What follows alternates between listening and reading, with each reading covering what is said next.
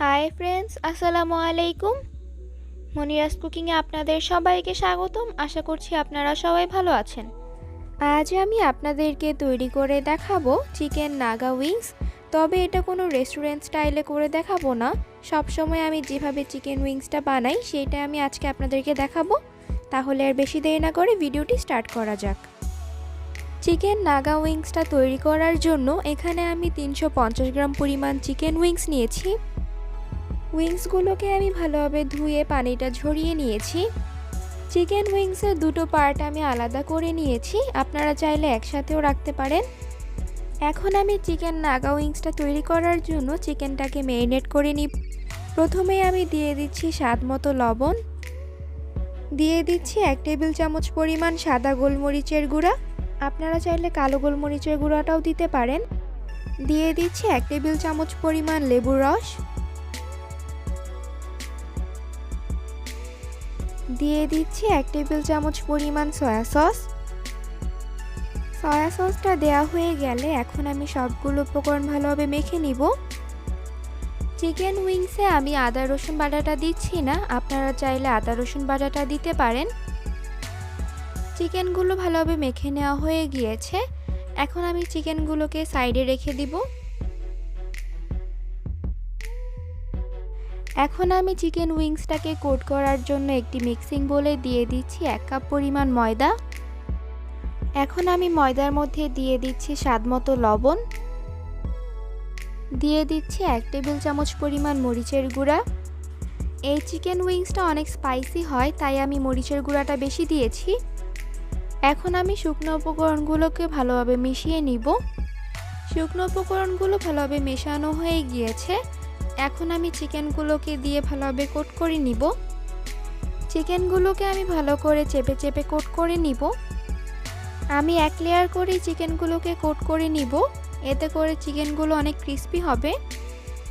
এভাবে আমি সবগুলো চিকেন কোট করে নিব। এখন আমি চিকেনগুলোকে ভাজতে চলে যাব। এবার আমি চুলায় একটি প্যান বসিয়ে তাতে তেল গরম করে নিয়েছি। এখন আমি চিকেন উইংসগুলো একে একে দিয়ে দিব। চিকেন উইংসগুলোকে এখন আমি উল্টিয়ে পাল্টিয়ে ভালোভাবে ভেজে নিব।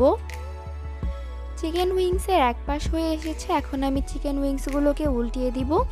চুলাটাকে মিডিয়াম হাই হিটে রেখে চিকেনটাকে ভেজে নেবেন, এতে করে চিকেনটা অনেক বেশি টেন্ডার থাকবে। চিকেনটা ভেজে নেওয়া হয়ে গিয়েছে, এখন আমি চিকেনটাকে নামিয়ে নিচ্ছি। এখন আমি চিকেন নাগা উইংসটা তৈরি করে নিব। এজন্য আমি চুলায় একটি প্যান বসিয়ে তাতে দিয়ে দিচ্ছি 2 টেবিল চামচ পরিমাণ সয়াবিন তেল। এখন আমি তেলটার মধ্যে দিয়ে দিচ্ছি 1 টেবিল চামচ পরিমাণ রসুন কুচি। এখন আমি রসুনটাকে ব্রাউন করে ভেজে নিব। আপনারা চাইলে সয়াবিন তেলের পরিবর্তে বাটারও ইউজ করতে পারেন। রসুনটা ব্রাউন করে ভাজা হয়ে গিয়েছে। এখন আমি দিয়ে দিচ্ছি 1/2 কাপ পরিমাণ টমেটো সস, দিয়ে দিচ্ছি 2 টেবিল চামচ পরিমাণ ওয়েস্টার সস। আপনাদের কাছে ওয়েস্টার সসটা না থাকলে না দিলেও হবে। এখন আমি ওয়েস্টার সসটা ভালোভাবে মিশিয়ে নিব। ওয়েস্টার সসটা মেশানো হয়ে গেলে এখন আমি দিয়ে দিচ্ছি 3 টেবিল চামচ পরিমাণ সয়া সস। এখন আমি দিয়ে দিচ্ছি 1 টেবিল চামচ পরিমাণ চিলি ফ্লেক্স। এই চিলি ফ্লেক্সটা দেওয়ার কারণে নাগা উইংসে অনেক সুন্দর একটি ফ্লেভার আসবে। এখন আমি সয়া সস এবং চিলি ফ্লেক্সটাকে ভালোভাবে মিশিয়ে নিব। চিলি ফ্লেক্স এবং সয়া সসটা মেশানো হয়ে গেলে দিয়ে দিচ্ছি 1/4 কাপ পরিমাণ চিনি। চিনিটা দেওয়ার কারণে নাগা উইংসটা খেতে আরও টেস্টি হবে। চিনিটা মেল্ট হয়ে এসেছে, এখন আমি দিয়ে দিচ্ছি ফ্রাই করে রাখা চিকেন উইংসগুলো। চিকেন উইংসগুলো দেওয়া হয়ে গিয়েছে। এখন আমি চিকেন উইংসগুলোকে সসের সাথে ভালোভাবে মিশিয়ে নিব। চিকেন উইংসটা সসের সাথে ভালোভাবে মেশানো হয়ে গিয়েছে। এখন আমি দিয়ে দিব নাগা উইংসের মেইন ইনগ্রিডিয়েন্টস, আর সেটা হলো নাগা মরিচ। নাগা মরিচটাকে আমি কুচি করে কেটে নিয়েছি। এখন আমি নাগা মরিচটাকে উইংসগুলোর মধ্যে দিয়ে ভালোভাবে মিশিয়ে নিব। এতে করে চিকেন নাগা উইংসের মধ্যে নাগার আসল ফ্লেভারটা আসবে। নাগা মরিচটা মেশানো হয়ে গিয়েছে, চিকেন নাগা উইংসটা হয়ে গিয়েছে। এখন আমি আপনাদেরকে সার্ভ করে দেখাচ্ছি। আপনারা দেখতে পাচ্ছেন ঘরে থাকা অল্প কিছু উপকরণ দিয়ে কতটা সহজে পারফেক্ট চিকেন নাগা উইংসটা হয়ে গিয়েছে। আপনারা যারা চিকেন নাগা উইংসটা খেতে অনেক পছন্দ করেন তারা আমার এই রেসিপিটা বাসায় ট্রাই করতে পারেন। আশা করি আপনাদের কাছে আমার এই চিকেন নাগা উইংস রেসিপিটা ভালো লাগবে। আশা করছি আপনাদের কাছে আমার আজকের এই রেসিপিটা ভালো লেগেছে।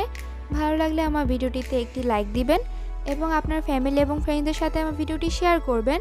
আমার চ্যানেলটি সাবস্ক্রাইব করে পাশেই থাকবেন। আজকের মতো তাহলে এখানেই বিদায় নিচ্ছি। সবাই ভালো থাকবেন। আল্লাহ হাফেজ।